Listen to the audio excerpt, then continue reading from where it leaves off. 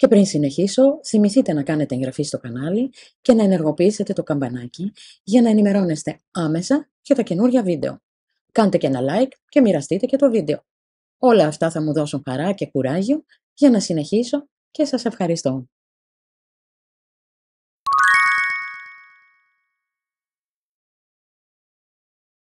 Τα αλλαντικά και τα λουκάνικα πρέπει να καταναλώνονται ελάχιστα, επειδή συχνά αποτελούνται από τα πιο λιπαρά κομμάτια κρέατος.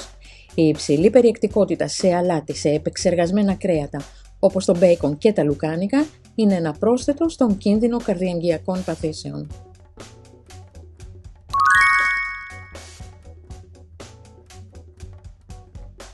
Καλό είναι να περιορίσετε την κατανάλωση βοδίνου κρέατος λόγω της υψηλής περιεκτικότητάς του σε κορεσμένα λιπαρά.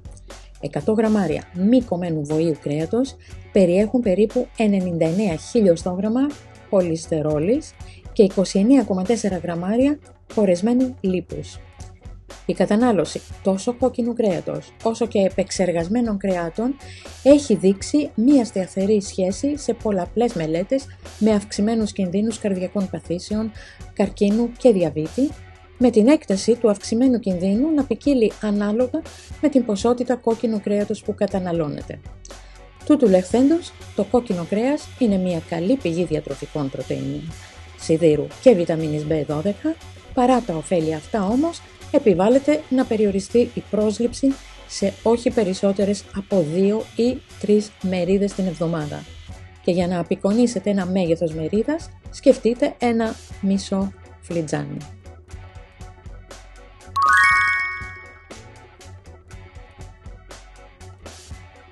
Τα τροπικά έλαια όπως το φινικέλαιο και το λάδι καρύδας, κοκοφινικέλαιο, θα πρέπει επίσης να περιορίζονται, να μην γίνεται δηλαδή συχνή χρήση.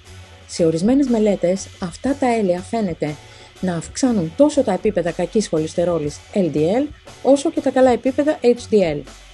Εάν χρησιμοποιείτε συχνά λάδι καρύδας στη μαγειρική σας, κάντε το με μέτρο. Προτιμήστε ελαιόλαδο ή λάδι αβοκάντο.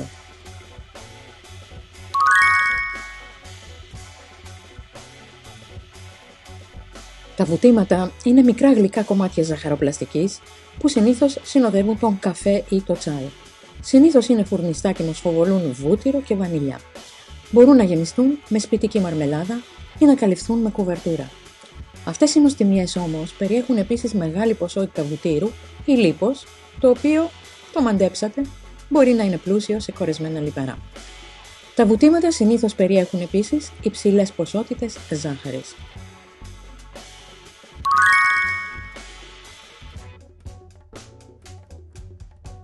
Το τυρί είναι βασικό για πολλούς από εμάς, καθώς είναι πλούσιο σε πρωτεΐνες και ασβέστιο. Όμως, το τυρί είναι επίσης πλούσιο σε κορεσμένα λιπαρά οξέα. Αυτό δεν σημαίνει πως το βγάζουμε τελείως από τη διατροφή μας, αλλά καλό είναι, τα φοντού ας πούμε ή άλλες τυρονοστιμιές, να τα απολαμβάνετε αλλά σπάνια. Το τυρί και γενικά τα γαλακτοκομικά τα απολαμβάνουμε με μέτρο.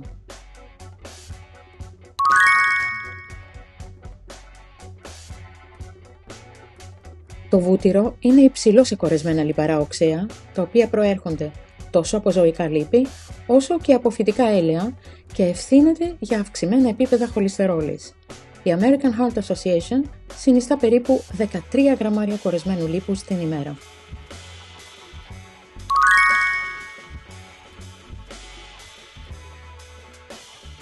Οι τηγανιτές πατάτες και οι ροδέλες κρεμμυδιού μπορεί να είναι δελεαστικές, αλλά γενικά αυξάνουν τα επίπεδα της LDL, λιποπρωτεΐνης χαμηλής πυκνότητας, γνωστή και ως κακή χολυστερόλη, και συχνά περιέχουν τρανσλιπαρά οξέα.